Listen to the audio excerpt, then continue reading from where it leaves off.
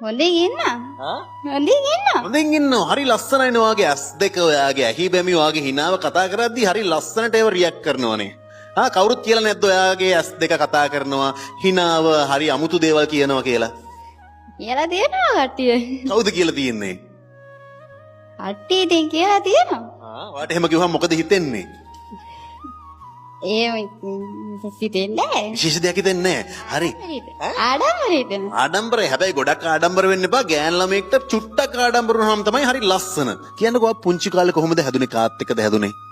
මම පුංචි කාලේ හැදුනේ මයි කිරියම්මයි කිරියත්තයි එක්ක.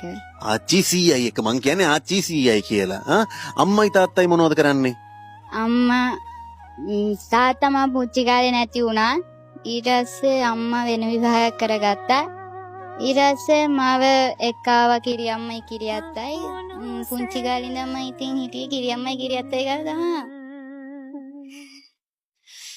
අම්මෝ තාත්තව මතක් වෙද්දි දුක හිතෙනවද? ඕ ටිකක් දුක හිතෙනවා ඉතින්.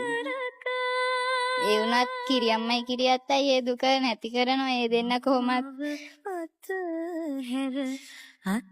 ඒ දෙන්න ඒ දුක දැනෙන්න මට ඉඩ දුන්නේ නැහැ.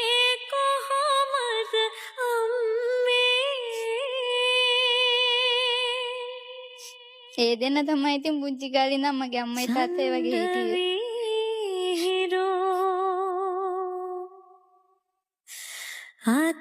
අම්මව දකින්න ආසයිද? අම්මව දැකලා තියෙනවා. අම්මයි දැන් එන්නේ යන්නේ නැහැ. පුංචි කාලේ දැක්කට පස්සේ ආයෙ දැක්කේ නැහැ. ඔයාට මොකද හිතෙන්නේ අම්මා ගැන? අම්මා ගැන ඉතින් එහෙම අම්මා ගැන තරහක් හිතෙන්නේ නැහැ මට. අම්මට නැති බැරි කමක් ඉඳ වෙන්නේ නැති ඉතින් අම්මත් එහෙම කරගන්නේ. ඉතින් අම්මා ගැන මට තරහක් නැහැ. තාමත් හිතේ තරහක් නැහැ අම්මා ගැන. අම්මගේ ජීවිතෙත් එක එක ප්‍රශ්න තියෙන්නේ නැතිනේ පුතේ නේද? කාන්තාවන්ට වැරදෙන්නේ ඔය ලස්සන ඔය සිරියාවන්තකමත් එක්කනේ. එතකොට අම්මගෙත් මොන හරි ප්‍රශ්න තියෙන්නේ නැති එයාටත් කොහොමද හිත හදාගන්නේ නැත්තේ නේද? ඔයා වගේ සුන්දර බොහොම ලස්සන චූටි බෝනික්කි පැටියෙක්ව දාලා යන්න.